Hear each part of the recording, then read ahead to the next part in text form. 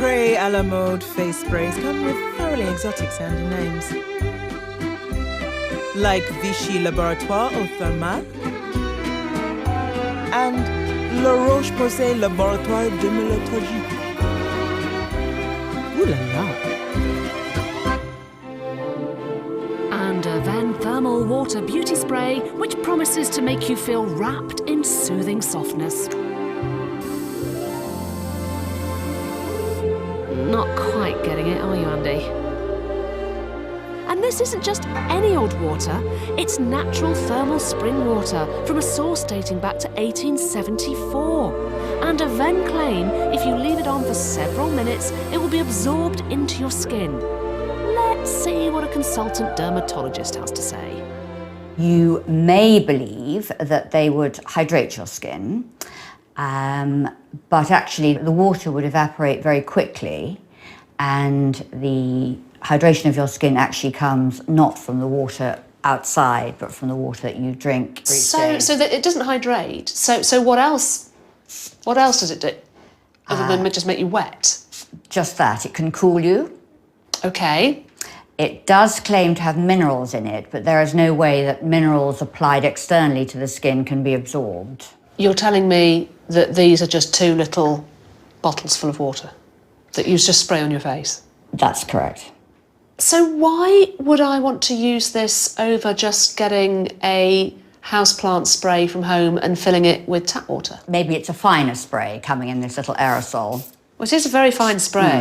So really this is just a very, very clever, expensive way of selling you water. That's what I think. What's it taste like? Tastes a bit like water. Right then, let's be clear. 300 millilitre household spray bottle, 99p. Tap water, free. Or if you have more money than sense, you can pay between 7 and 10 quid for 300 millilitres of water in a fancy can. I wonder what other free stuff we could buy. Well, actually, I'm going to go and get a small pot of consciousness. Actually thinking about it, I need a tube of gratitude. Oh, should we Should we go have a look? Okay, cool.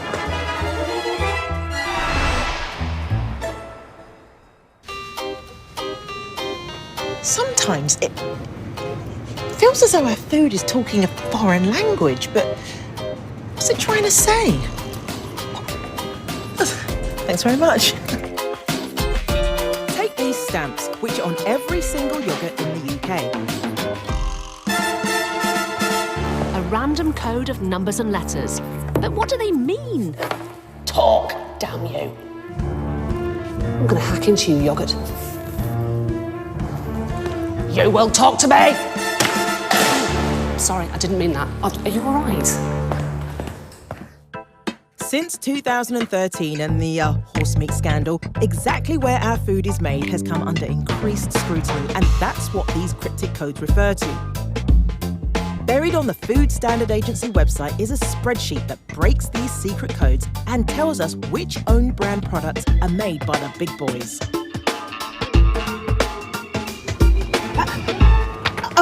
I've cracked it. Okay, yogurts. Right, I'm listening. Speak to me. The lines listed under where it says UK let you know where the contents have come from. Which can reveal some surprising things, like these 2 came from the same factory. And so did these 2. In fact, when we looked into it, Yo Valley were the biggest producer of supermarket brand yoghurt in Britain, making yoghurt for Sainsbury's, Asda, Tesco and M&S. But we also discovered that in the UK, yoghurt giant Muller makes the own label yoghurts for the nation's 2 biggest discounters. Lidl under the brand of Milbona and Aldi's Brookley range. It's very similar packaging, but surely it couldn't be the same product in it. There's only one way to find out. Okay, so this is the Brookley. It's 31 pence. I'm going to open that. This is the Muller, 68 pence. To be honest, they look exactly the same. They look exactly the same. I'm doing the wobble test. They look the same, they shake the same, but I guess the proof is in the pudding, so I'm going to taste them. Nice. not so nice.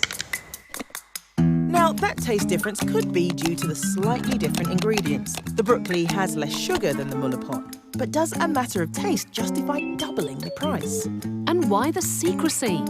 Because the market leaders want to have their yoghurt and eat it, cashing in on a budget range for supermarkets, but still encouraging you to buy their own expensive brand. But if you want to crack the secret code of yoghurts, then either visit the Food Standards Agency website or tweet us at C4Supershoppers and we'll send you the link. I knew I'd break you in the end.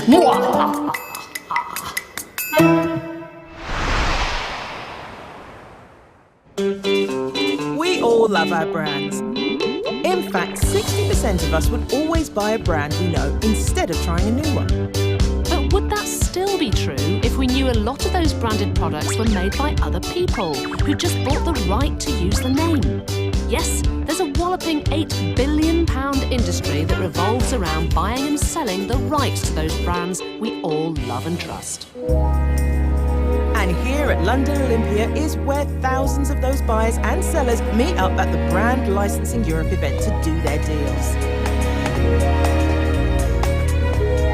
Super shoppers have managed to get a golden ticket to show you inside the hidden world of brands. Every brand you could possibly imagine is here. Like there's broadcasters, there's animated characters, there's cars. What's funny? One of my favourite characters growing up, but it's fine, stay cool. This is like a huge speed dating event, but it's one where the odds are stacked in favour of the few hundred brands, which are selling their rights, rather than the buyers, the thousands of manufacturers of everything from trainers to toilet rolls. So the competition is fierce, but the rewards are massive. The first reason why you would buy the rights from one of these people here is to get instant brand power. Whether you make toothbrushes or coffee mugs, you might find that one of the brands in this room you can buy the rights to, put them on your toothbrushes or coffee mugs and sell more toothbrushes or coffee mugs. What about to the consumer? You may not know that this is actually going on. Invariably, consumers don't necessarily regard licensing as an industry. They'll just go into a store and they'll see, you know, some pink lace tablecloths, some white lace tablecloths, and some Downton Abbey lace tablecloths. They don't necessarily think there's a separate business process producing the last one. What they do know is that they recognise that brand, it's something that they're warm to. And companies whose own brands don't have that magic pulling power can use that recognition and warmth to turn their products into retail gold. That Shishi exclusive Gucci perfume you like? Made by the somewhat less glamorous household detergent manufacturer Procter & Gamble. Right, it's time to find out how this brand licensing thing works from the inside. Like, are brands willing to lend their name to just about anything if the price is right? One brand that really brings home the bacon is Peppa Pig. This is the little piggy that went to market and came home worth a staggering $1 billion in retail sales. Peppa's the #1 preschool brand in the UK, Italy, Spain and Australia. And her image could transform your everyday product into an item desired by kids across the world. They might be up for licensing the brand, maybe on a bacon roll, or some pork scratchings, or frazzles, or why not go the whole hog, full English? Peppa Pig. Tell me about the brand. What is it? To the children, Peppa is a friend. To a 3-year-old who's watching her, she's someone who's relatable. The relationship we have with parents and adults is one of trust. Their children are watching a program that the parents trust, and the marketing and consumer products that we develop around that is one that is 100% trusted as well. And the two have to sit side by side.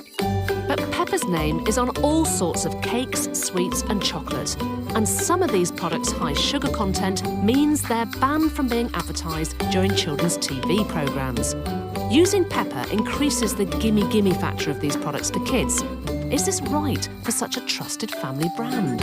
Do you ever get manufacturers who come to you with sugary stuff and stuff that's not necessarily good for kids, knowing that it's like a brand that's marketed towards children? We don't take the view that foods are necessarily bad for children or good for children. It's more an approach of one of balance, and giving people choice. Well, if a preschool animated pig can be used to help sell sweets to kids, then surely there must be a product that brand Andy Osho could be used to sell. All right, look, so if I wanted to get myself onto a perfume, how would I go about that? What kind of perfume could I end up on? Well, you could create your own perfume. All right, nicely swerved. It's just like there's nothing out there that is suited to you, my friend. All right, what would I create? What kind of characteristics would that perfume have? Sultry Right. and smooth, Yeah, I like with a that. bit of sweet and spice thrown in. All right, so that's my perfume, and then I have to just come up with a name. Stinkervosh. Yeah. Something like that. Stinkervosh, Yeah. No one's going to buy that. No one's going to want With With the right name and the right brand, they will. You can sell Yeah, anything. not Osh. So, brand licensing is big business, and companies all over the world make vast sums of money from it. Why? Because we all buy into it.